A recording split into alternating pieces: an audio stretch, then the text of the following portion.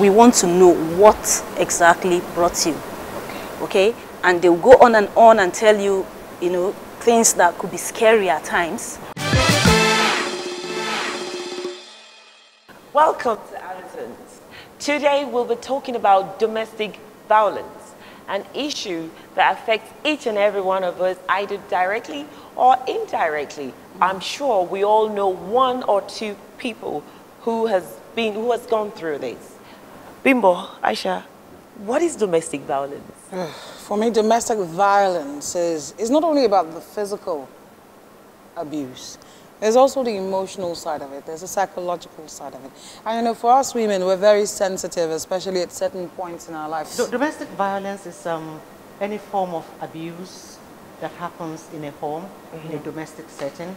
It could be verbal, like Bimbo has said. It could be physical. Anything that makes you, puts you down at a point where you begin to have self-doubt about yourself, you begin to lose self-esteem, you begin to lose self-confidence about yourself because somebody is constantly reminding you about the flaws in you. We're still talking about domestic violence, and we have with us today a representative from Project Alert, a non-governmental organization.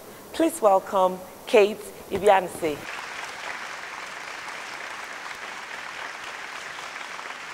Project Alert is a non-governmental women's rights organization that was set up in January 1999. Okay.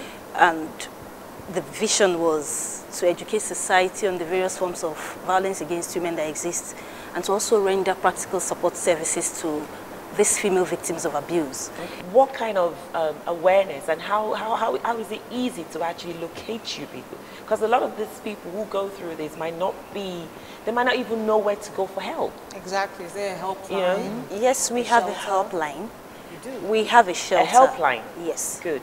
We have a shelter. Okay. And when women call in, all we do is, as far as we know that that woman's life at that moment is not under threat, we find a way of helping the woman get to us because we don't go to people's houses. Okay, so how regular, how often do you have these cases of domestic violence, violence against women? You know, what's the frequency? On a daily basis.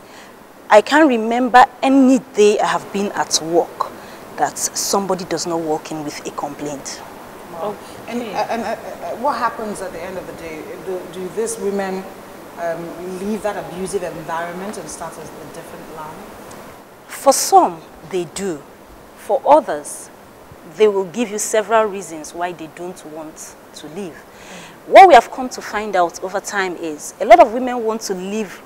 They want the abuse to end, but they don't want to leave the marriages or the relationships. When someone walks in through your door, could you just briefly let us know what happens, what you do, the first step you take, the second step, and the proposed outcome, what they can expect, the kind of help they can expect from you? When a woman or a young girl walks in through that door and say, I have a complaint, there are counselors waiting. Good. Counseling first. Good. To listen to her because we want to know what exactly brought you.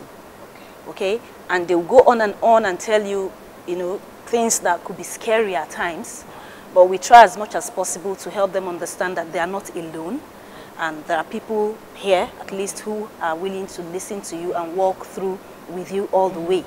And for us, one of our processes is by the time women finish telling us their story, we don't take it hook, line, and sinker. As much as we know that that woman is not lying, we still do not take it that, everything she has said is 100% So you still verify? We try to verify. And the way we do this is by inviting whoever the woman says is abusing her. Wow. And I can tell you, yes, in 80–85% of the time we have them coming into the office to come and defend themselves.